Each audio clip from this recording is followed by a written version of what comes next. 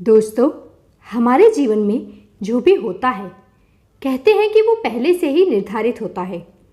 कई लोगों का कहना है कि हमारा जन्म के साथ हमारे भाग्य भी लिख दिया जाता है। तो कुछ लोग कहते हैं कि अपना भाग्य मनुष्य खुद ही लिखता है।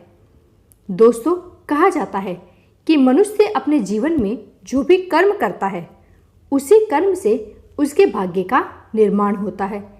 तो चलिए दोस्तों, इस वीडियो में हम जानेंगे, हम कोशिश करेंगे कि आखिर हमारा भाग्य कैसे निर्धारित होता है।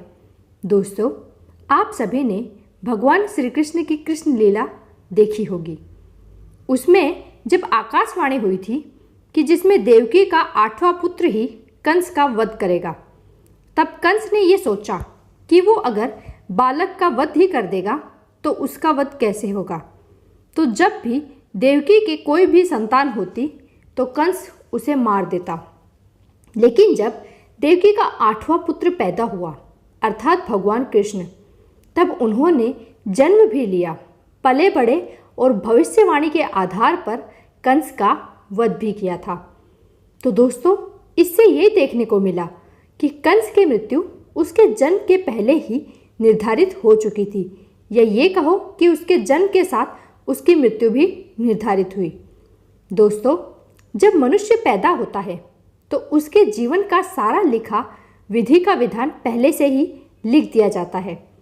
दोस्तों, कई बार हमारे ऐसे ग्रंथ हैं जिसमें भाग्य जन्म के साथ लिखा जाता है।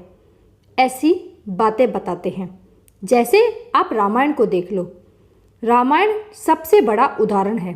अगर आप देखें तो वाल्मीकि जी ने पूरी रामायण सबसे पहले ही लिख दी थी।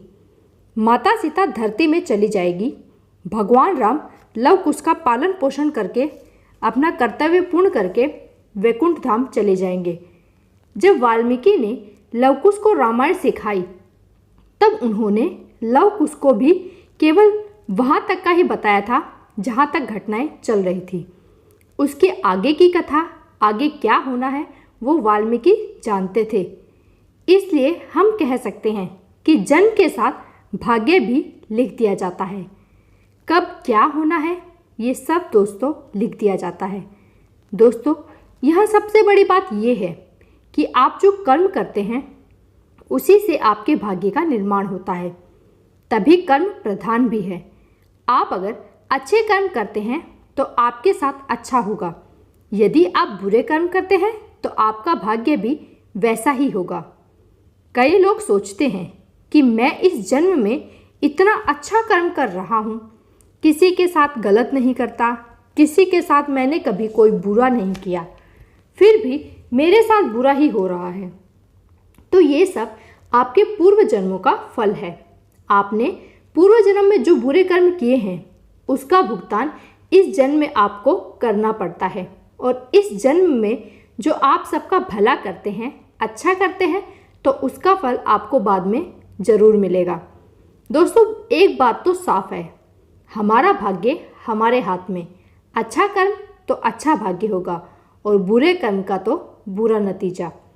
आप बस अपने अच्छे कर्म करते जाएं, आपका भाग्य स्वयं ही अच्छा होगा। मनुष्य को जन्म के समय उसका भाग्य लिख दिया जाता है। ये जितना सत्य है उतना ही सत्य ये भी है कि आपका भाग्य आपके ही हाथों में है, आपके कर्म ही आपका भाग्य है। तो दोस्तों, जानकारी अगर आपको अच्छी लगी हो तो लाइक करके चैनल को सब्सक्राइब जरूर करें।